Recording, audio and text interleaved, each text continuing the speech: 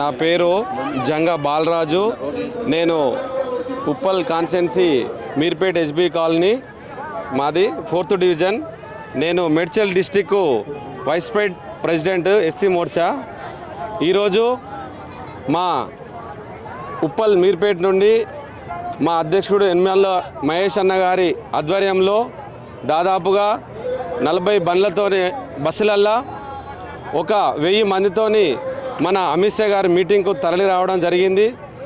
అదేవిధంగా ఇక్కడ ఏదైతే కాన్స్టిట్యున్సీ మొత్తము మల్కాజ్గిరి పార్లమెంటు మొత్తము ఇక్కడికి తరలి రాబోతున్నది. మల్కాజ్గిరి పార్లమెంట్లో ఈటల రాజేందర్ గెలిచే అవకాశం లేదని మాట్లాడుతున్నారు. బీఆర్ఎస్ కావచ్చు, కాంగ్రెస్ కావచ్చు. అది వాళ్ళ విజ్ఞతకే వదిలేస్తాం.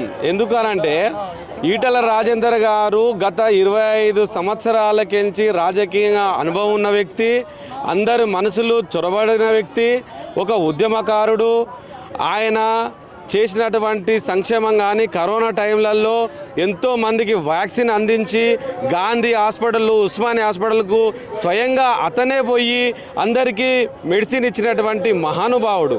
అది మన దేశంలోనే నరేంద్ర మోడీ గారు పంపిణీ చేస్తే ఇక్కడ రాష్ట్రంలో ఈటల రాజేంద్ర గారు అప్పుడు ఆయన హెల్త్ మినిస్టర్ ఉన్నాడు.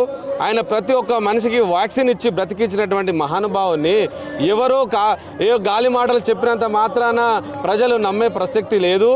ఆయన ఖచ్చితంగా 3 లక్షల మెజారిటీతో, భారీ మెజారిటీతో గెలుస్తున్నాడు. అది ఖచ్చితంగా గెలుపు అనేది ఖాయం. అది ఏంటంటే వీళ్ళందరూ ఏదో కావలసుకొని ఏదో మామూలుగా మాట్లాడడం తప్ప వేరేది ఏం లేదు. ఆయన ప్రతి పనిలో కూడా ఈటల రాజేందర్ అంటే తెలియని వ్యక్తి లేడు మన తెలంగాణ రాష్ట్రం మొత్తంలో. అలాంటిది ఈ పార్లమెంటు, మల్కాజ్గిరి పార్లమెంటుకి కావాలని ఆయనకు సీటు పిలిచి మరీ ఇచ్చారు. ఎందుకు తెలంగాణలో క్యాడర్ లేదు బీజేపీ పార్టీకి. అసలు ఎమ్మెల్యేలు 8 మంది ఉన్నారు. అసలు పార్లమెంట్లో ఎట్లా గెలుస్తుందని మాట్లాడుతున్నారు. ఇప్పుడు కాంగ్రెసు ఒక 6 గ్యారంటీలు అని చెప్పేసి ఏదో చేతిలో వైకుంఠం చూపించేసి ప్రజలను మభ్యపెట్టినట్టుగా చేసి బస్సులు ఫ్రీ అనేసరికి బస్సులల్లో ఎవరికి ఇవ్వాలండి ఫ్రీ?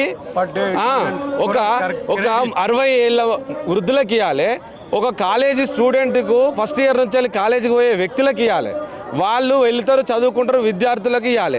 కానీ ఖాళీగా కూర్చుని ఇంట్లో ఉండి పనులు చేసుకునే వాళ్ళకు కూడా ఆలయాలకు వెళ్తున్నారు, షాపింగ్లకు వెళ్తున్నారు, సినిమాలకు వెళ్తున్నారు, షికార్లకు వెళ్తున్నారు. ఇవన్నిటి వల్ల ఆటో డ్రైవర్లు రోడ్ల మీద పడుతున్నారు, క్యాబ్ వాళ్ళు రోడ్ల మీద పడుతున్నారు. ఇవన్నిటి కూడా ఇప్పుడు జరిగే ఎలక్షన్లో ఎంత వ్యతిరేకత ఉన్నదా అనేది ఇప్పుడు రిజల్ట్ తెలుస్తుంది. ఖచ్చితంగా 12 నుంచి 14 సీట్లు గెలిచే బీజేపీ ఖచ్చితంగా 14 సీట్లు సెంట్రల్ గవర్నమెంట్కి పంపించడానికి సిద్ధంగా ఉన్నది తెలంగాణ రాష్ట్రం.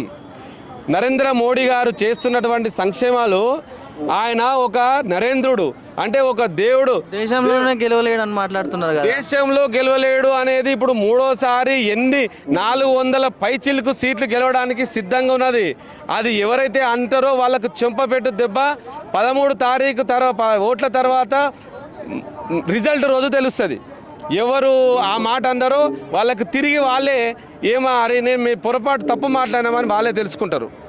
ఆయన టర్మినల్ మనకు ట్రైన్లు తర్వాత మన చర్లపల్లిలో terminal railway station, Secunderabad railway station ఏ విధంగా దానికి మించిపోయి కడుతున్నటువంటి సెంట్రల్ గవర్నమెంట్ నరేంద్ర మోడీ గారు కాదా? జాతీయ రహదారులు ఎన్ని రహదారులు వేస్తున్నారో మన హైదరాబాద్, మన తెలంగాణ చుట్టుపక్కల చూడండి ఎన్ని రహదారులు వేస్తున్నారో. ఎన్ని సంక్షేమ పథకాలు ఇంటింటికి రాష్ట్రం మొత్తంలో. బాత్రూంలు మహిళలు ఎవరు కూడా బయటకి వెళ్ళడానికి వీల్లేదన్నట్టుగా ఇంటింటికి 11,000 12,000 రూపాయలు సామాన్యులకు కూడా బాత్రూంలు కట్టించినటువంటి చరిత్ర నరేంద్ర మోడీ గారిది కాదా?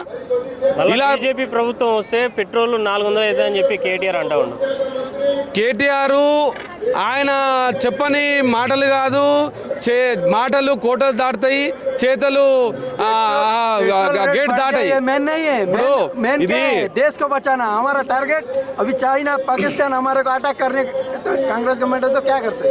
ఇప్పుడు పెట్రోల్ ధరలకు వస్తే గతంలో ఉండేటిది ఏ విధంగా ఉంది, ఇక మీదట ఏ విధంగా ఉంటుంది అనేది గవర్నమెంట్ మారిన తర్వాత ఖచ్చితంగా పెట్రోల్ ధరలు ఖచ్చితంగా దించడానికే మన సెంట్రల్ గవర్నమెంట్ ఆలోచన చేస్తుంది.